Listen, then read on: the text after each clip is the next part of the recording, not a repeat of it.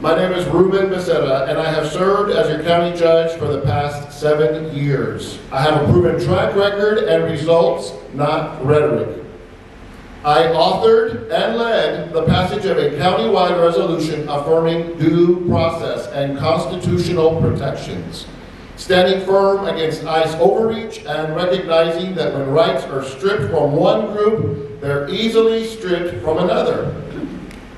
I was the only no vote against allowing the NRA in our county weeks after the Uvalde school massacre, the only Democrat on the Commissioner's Court who consistently votes to fund other Democrat county officials and properly pay their employees. I have managed multiple large-scale emergencies, including managing COVID, coordinating responses to wildfires, protecting lives, homes, critical infrastructure. I have overseen numerous emergency operations during major weather events, prioritizing evacuations, road safety, and recovery.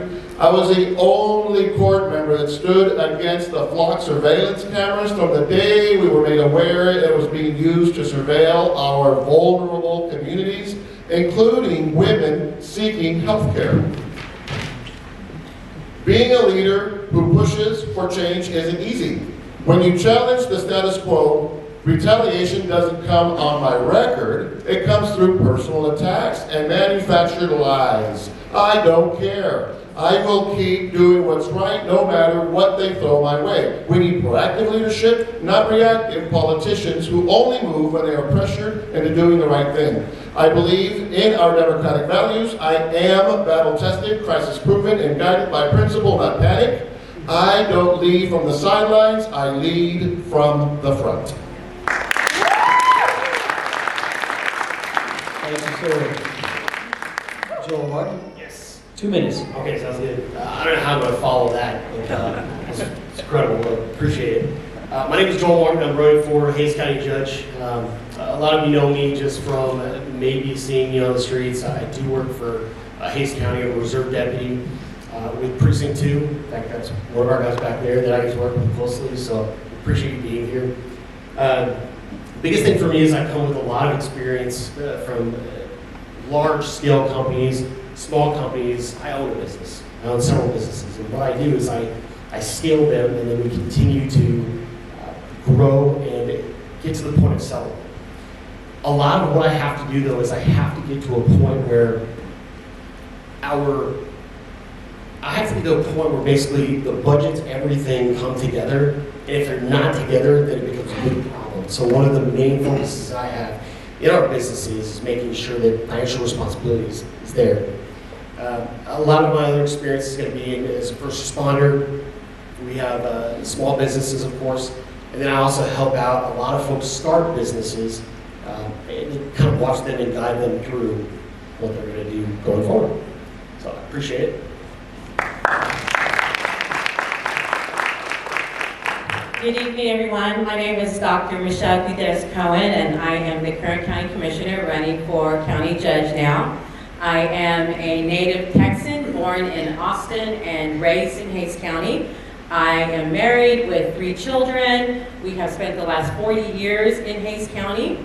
I am 30 years of public and private sector. I've worked at 2 state agencies, the Texas Juvenile Justice Department and the Comptroller's Office. I have a bachelor's degree in business administration with a concentration in finance, an MBA, and a doctorate in organizational leadership, which means, yes, I can tell a good leader from a bad one. I have big hopes for our county. I have a big vision for the county, and it lies in leadership.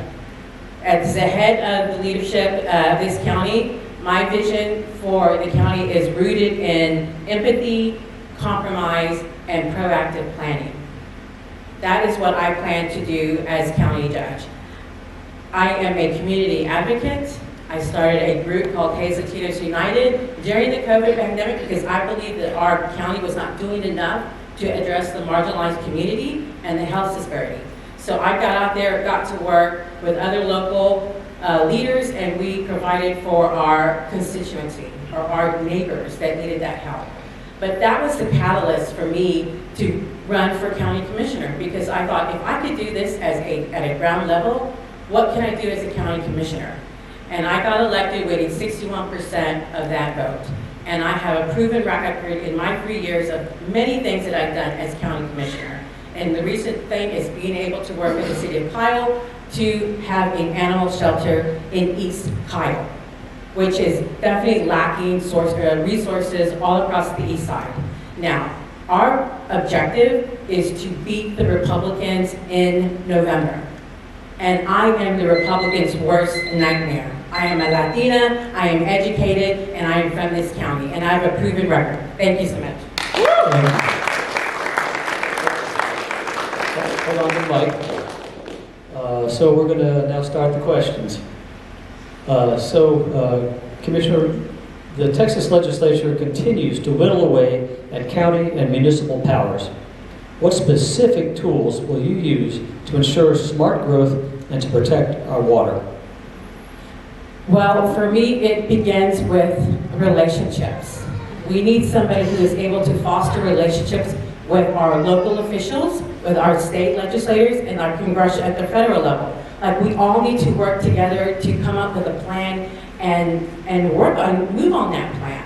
And I think those relationships have been not fostered so far, and we really need to work together. We also need to look at working with our neighboring counties together. What can we do regionally to work together to support everyone?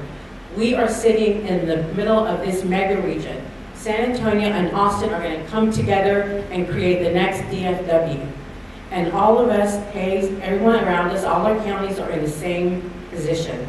And so we really need to work together and find solutions together instead of working in silos. And I've always believed that in anything that I've looked at, any problem that we've been faced with, is working together and finding a solution. I'll repeat the question for you, sir. The Texas legislature continues to whittle away at county and municipal powers. What specific tools will you use to ensure smart growth and protect our water? So I think the biggest thing for this is going to be partnerships. Obviously, like Dr. Cohen had said, partnerships with our cities, partnerships with other counties, really everybody that's on the aquifers. You know, I'm not a water expert, never going to be.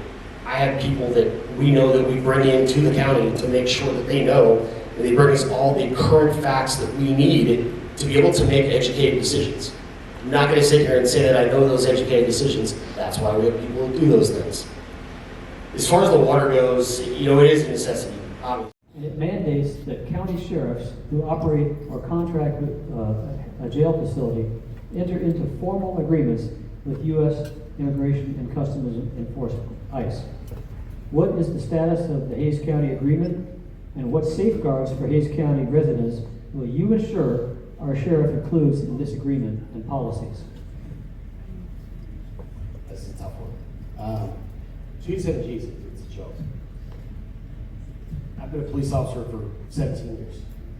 I've been every single thing I do with my county, with the county, with the deputies, with everybody, is to protect the rights of everyone. The constitutional rights are very, very basic. So he said the Senate bill that he passed is completely unlawful. I'm sorry, it is. Anybody wants to argue all day long. It is taking away the ability to be able to tell people no. The governor sit here and saying that we have to mandate, we have to tell the sheriffs that they have to do this. Why? It's our county. It's our jail. We pay for it. All of us do. So it's frustrating to hear. I don't know what the status is of that 287G. All I know is that it is not in place because we don't have it going, from what I understand. Yet, the biggest thing, all I've asked for, is that we push to make sure that we fight back as a county to get it to stop in its tracks. Thank you. Thank you again. Senate Bill 8 was signed by Governor Greg Abbott on July 15, 2025. It mandates that county sheriffs who operate or contract a jail facility enter into formal agreements with U.S. Immigration and Customs Enforcement, ICE. What is the status of Hays County's agreement, and what safeguards for Hays County residents will you ensure our sheriff includes in this agreement and policies? Our sheriff today is following that roadmap, just so you know. And just know that it's important that you realize, if you don't, that I'm the court member, an elected official, and there are a few that are doing this. We all have the same agency, and I am coming up, standing, tip of the spear, used twice already, and saying, I follow the Constitution in Hays County. So what I will do and continue to do is call them out, and all those people that don't understand what the complaint is, and am I anti-police, I'm like, no. Local law enforcement are our friends and neighbors. State law enforcement are also our friends and neighbors. It's the goons that are being shipped in, staying in the hotels because they don't live here, that are breaking our constitutional foundational policies, and I will do my level best to continue to encourage other elected officials and community members alike to continue to fight for the awareness, because if you do not know, now they can come and kick down your door and not have a warrant. That's gotta stop.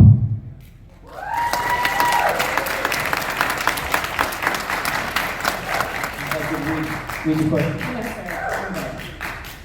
So I have talked to Sheriff Hippolito about this new law, and he has assured me that he was going to use the least harmful model out there.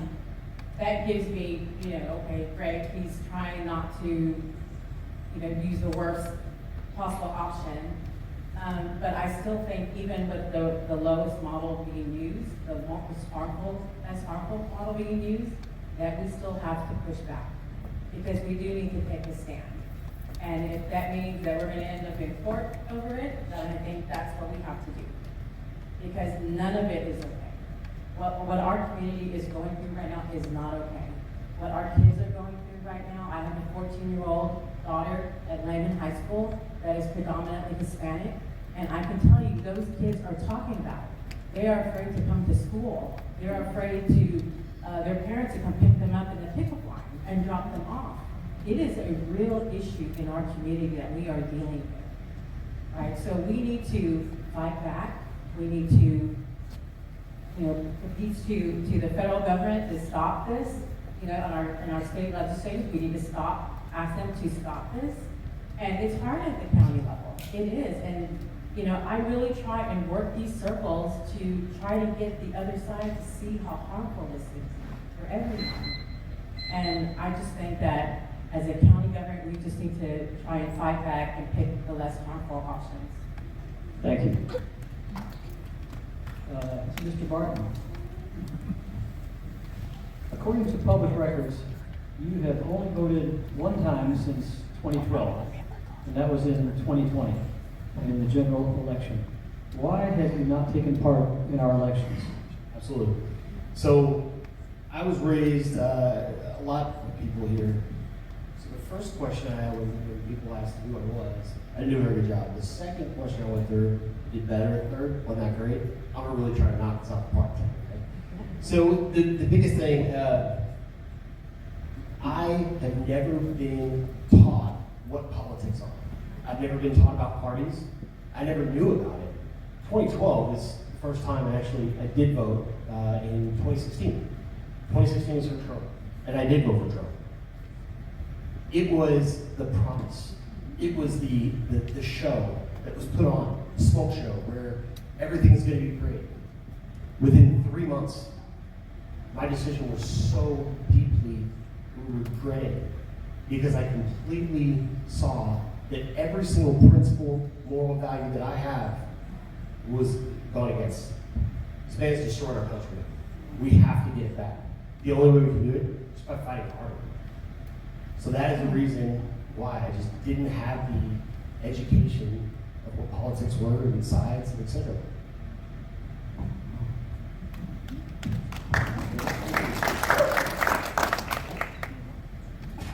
Let's go to Dr.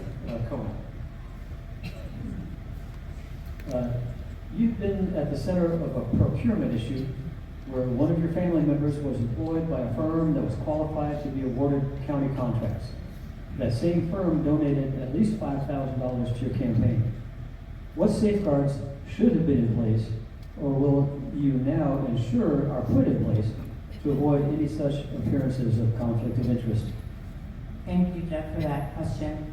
So when I got on court, the county did not have a procurement department, which coming from a procurement background, I just saw that as crazy. How could a county as large as us not have a procurement department? So in my first year as a commissioner, I created that department because I could see the gaps in the contract management of our county, and that we were really not providing better oversight over that.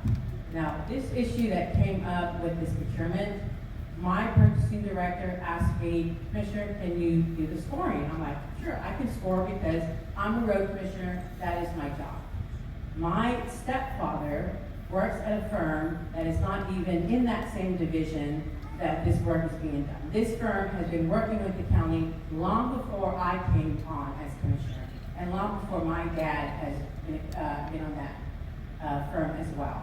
So what happened at the end is audit had a problem with that, and then the procurement director made a mistake in the scoring, which changed some of the scores where some of the firms fell off.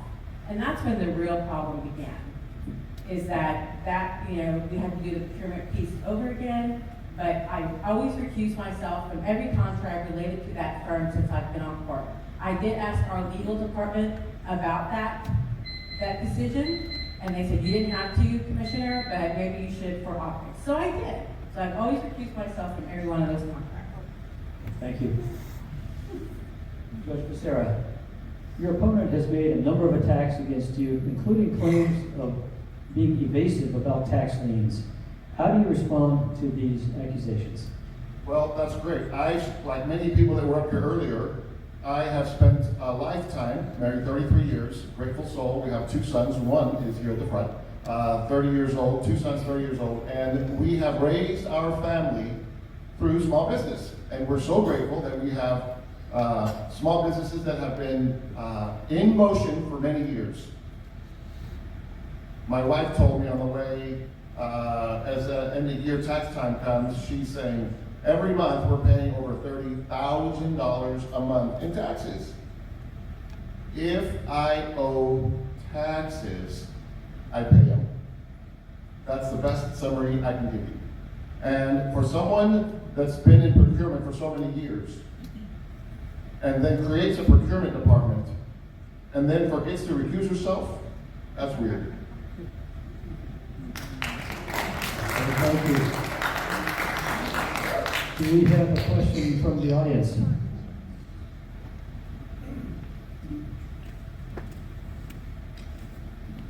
It's okay.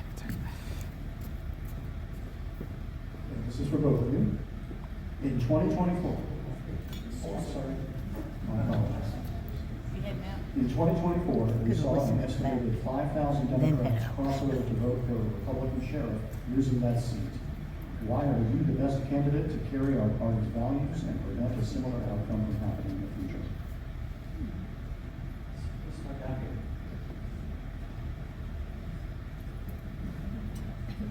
So that is true. 5,000 Democrats voted for a Republican sheriff. Another 4,000 decided not to vote in that election. So that is almost 10,000 votes that the Democrats lost. Now, it's no big secret who that office was tied to, Judge Becerra's office. And it is my belief that the reason that we lost that sheriff race is because of the unpopularity of that office. And so that's why we cannot make that risk in November. Like, we need to put the best candidate forward to face the Republican in November. And I believe that I am the best candidate to face the Republican in November. I'm gonna read the question again. Nothing wrong with that. Lost. In 2024, we saw an estimated 5,000 Democrats cross over to vote for a Republican sheriff using that seat. Why are you the best candidate to carry our party's values and prevent a similar outcome from happening in the future?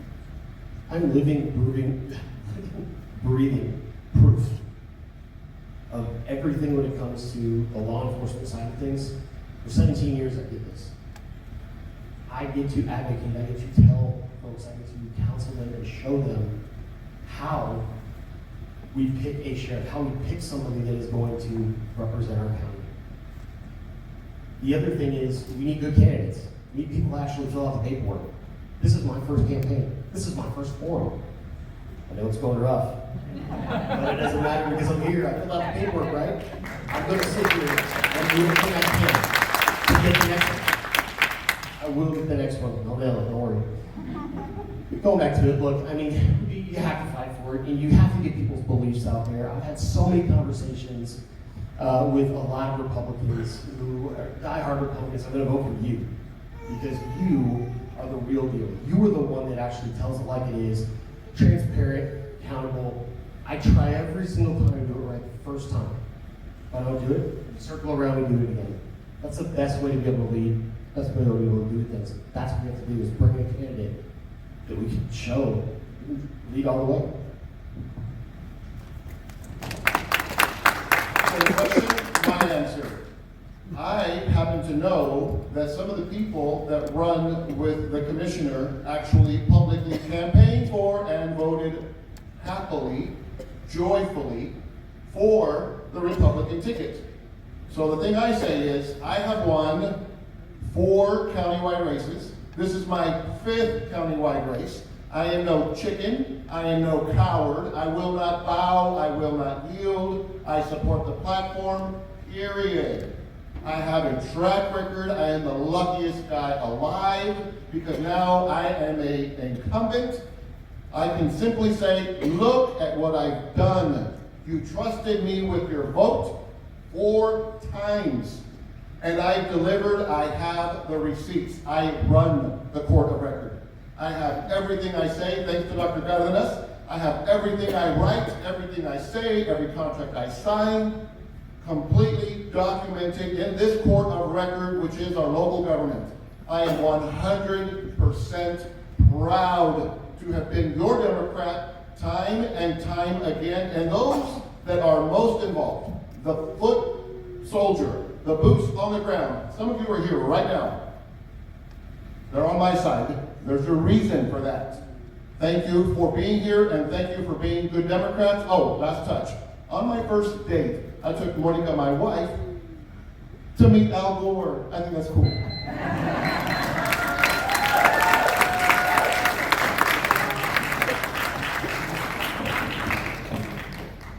Let's give this group a great hand.